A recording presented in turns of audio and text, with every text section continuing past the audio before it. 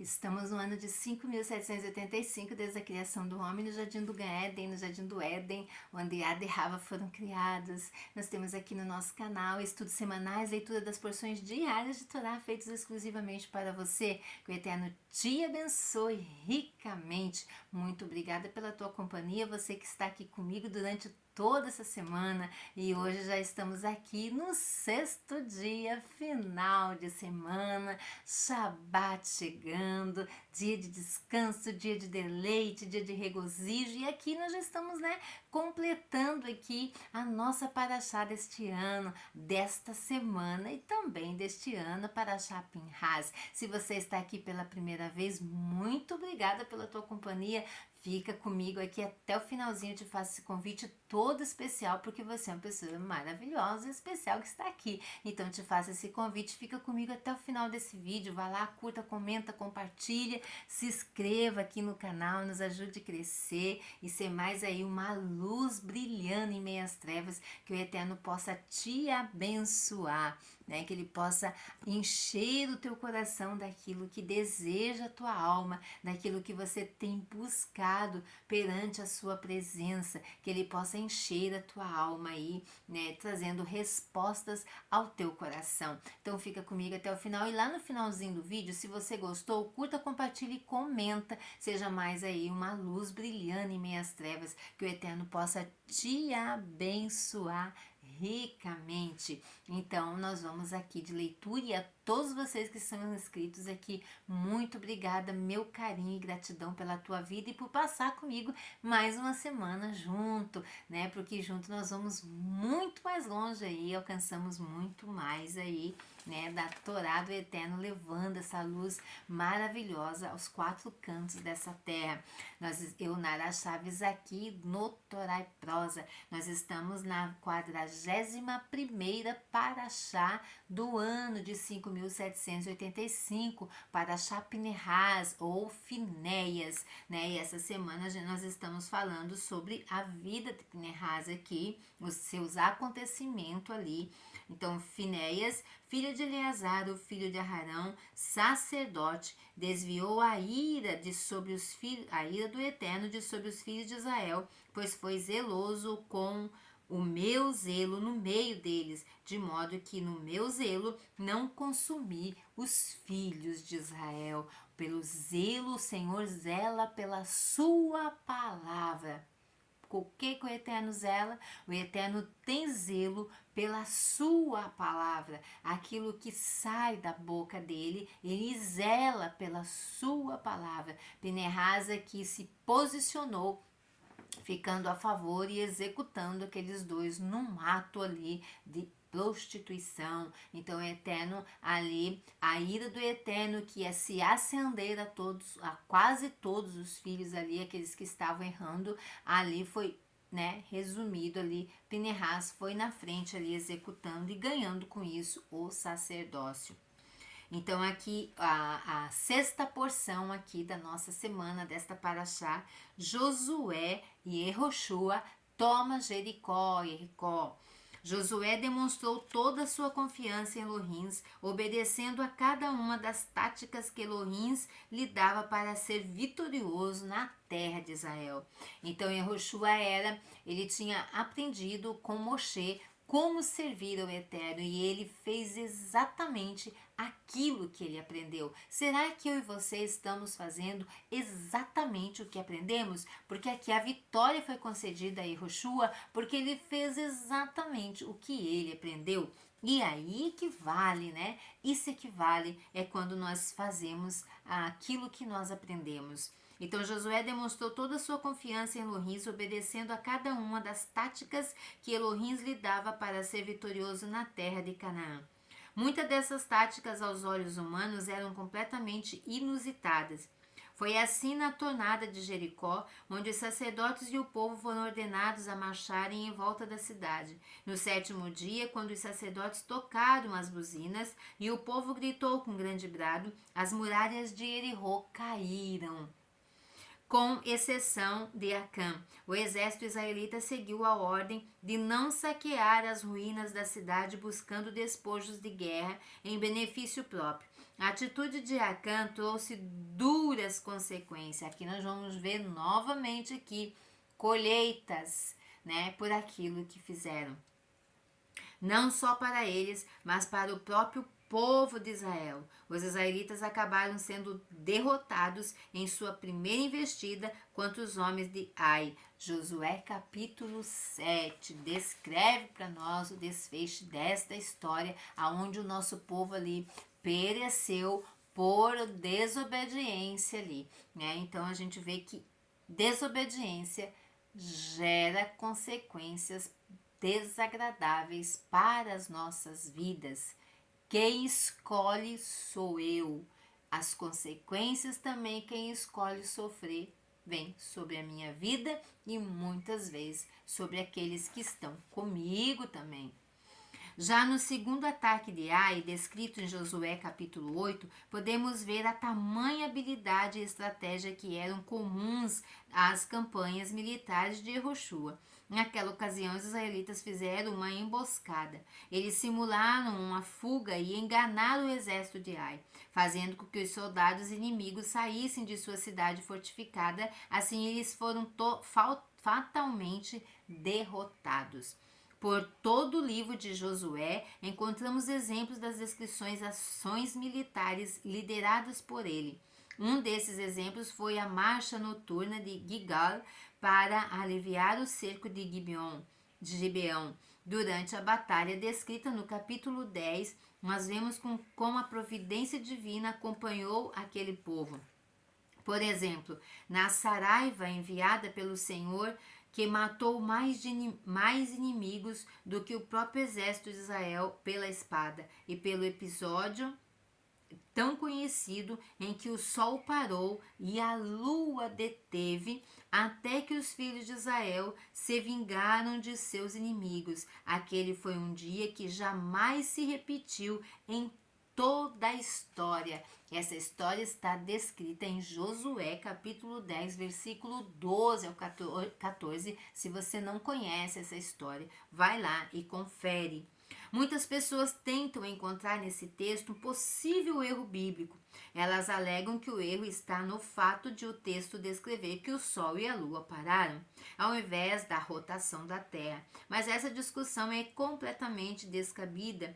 E Jehoshua conseguiu subjugar toda a terra de Canaã e fez a distribuição das terras entre as tribos de Israel. Depois, gradualmente, os israelitas foram se instalando nas terras e construindo seus edifícios. Isso ocorreu no período que compreende desde a época dos juízes até o reinado do rei Davi. E agora aqui, a morte de Jehoshua. Quando chegou o tempo de Josué dissolver o seu comando, ele reuniu todas as tribos de Israel em seu discurso da despedida. Ele pediu que os filhos de Israel renovassem o compromisso de sua aliança com Elohim.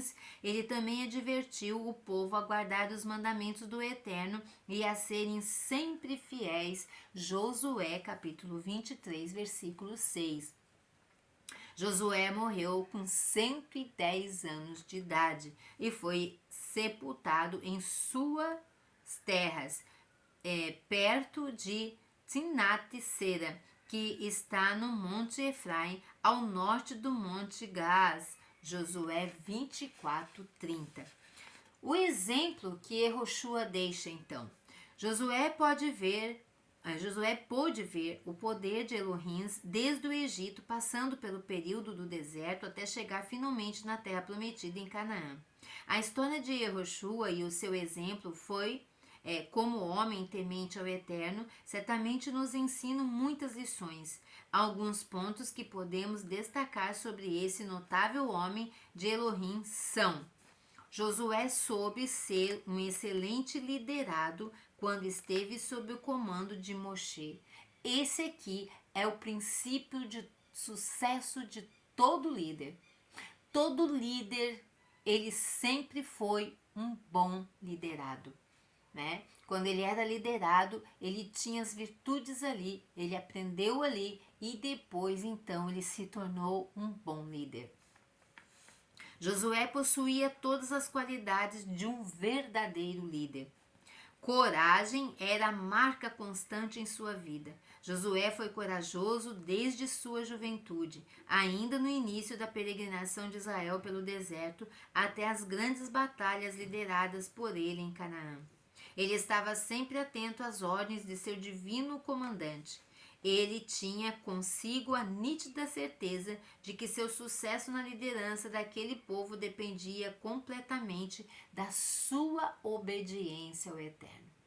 Pois quando um líder não tem obediência ao Eterno, todo o seu liderado vai ser corrompido. Pode ter certeza nisso. Mas quando o seu líder é aquele homem temente ao Eterno, a pessoa, os seus liderados estão ali em boas mãos e estão sob orientação divinas, sagradas. Não tem como dar errado, a menos que o liderado, então, queira seguir as outras direções e não a direção ali do seu líder. Por mais inusitada que parecesse, Josué nunca questionou as ordens dadas pelo Eterno. As suas estratégias sempre eram planejadas sob a direção da palavra de Elohim. Será que nós aqui temos sido obedientes ao ponto de seguirmos as ordens do Eterno para as nossas vidas? Josué era um homem de palavra que preservava a sua honra. Você sabe que nós somos aquilo que nós dizemos. Nós não somos aquilo que nós fazemos, mas nós somos aquilo que nós dizemos muitas vezes. Muitas vezes nós somos. Né? Às vezes ali está escondido ali. Essa característica de seu caráter pode ser notada no cumprimento do acordo feito com Raabe. Yehoshua foi um homem completamente devotado à instrução de Elohim. A palavra do Eterno era o que preenchia a sua mente e o seu coração. Ele era um líder respeitado pela nação de Israel e o povo confiava em suas decisões. Os israelitas podiam notar em sua vida a presença e a aprovação de Elohim. Que lindo isso! Que bom isso! Quando as pessoas conseguem ver em nós a presença divina, a verdade, não a nossa, a verdade do Eterno que habita em nós, né? A direção que o Eterno nos dá. É muito bom quando os outros conseguem ver isso em nós. O exemplo de sua conduta irrepreensível de temor e obediência ao Eterno não se acabou com a sua morte. A história de Yehoshua, Josué, continuou a influenciar o povo de Israel durante o período dos anciões que ainda sobreviveram muito tempo depois. Então, aqueles que servem o Eterno, eles ficam guardados em lembranças eternas. E isso é válido para as nossas vidas de hoje. Tudo que você fazer de bom para o reino do Eterno, para a vida de outras pessoas, seguindo a instrução do Eterno, vai saltar para as gerações futuras. Assim como aquelas mulheres lá, as filhas de Zofilar lá, assim como elas conseguiram mudar o decreto ali e outras mulheres serão alcançadas, aquilo que nós fazemos hoje de bom marcará as nossas gerações.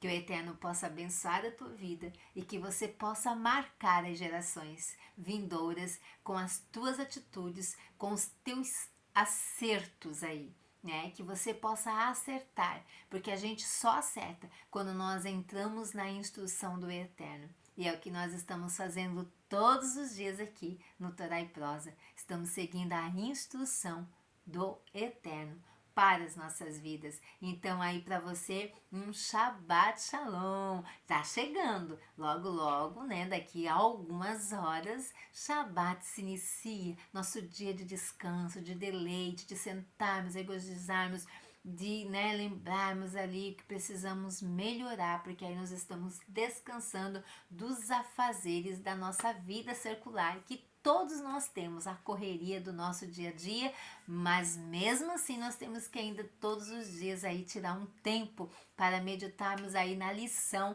que tá ali, a bênção da semana. A gente não pode deixar passar aí a bênção da semana. Todo dia a gente pega um bocado dessa bênção e nos alimenta e nos nutrimos para ficarmos fortes aí e sermos amanhã melhor que hoje. Que o Eterno te abençoe. Um Shabbat Shalom antecipado para você. Muita correria aí para receber aí o Shabat, né, o dia sagrado, com muita sinhá, com muita emuná, com muita kavaná. É muita bênção, muita shalom. Beijos a todos vocês, e se não é inscrito, se inscreva no canal se assim você gostou. Não esqueça aí de apertar ali no sininho para você receber as notificações. E muito obrigada a todos vocês por mais uma semana juntos. Obrigada, gratidão, que o Eterno te abençoe. Shabbat Shalom, Lehitraot. Até a próxima.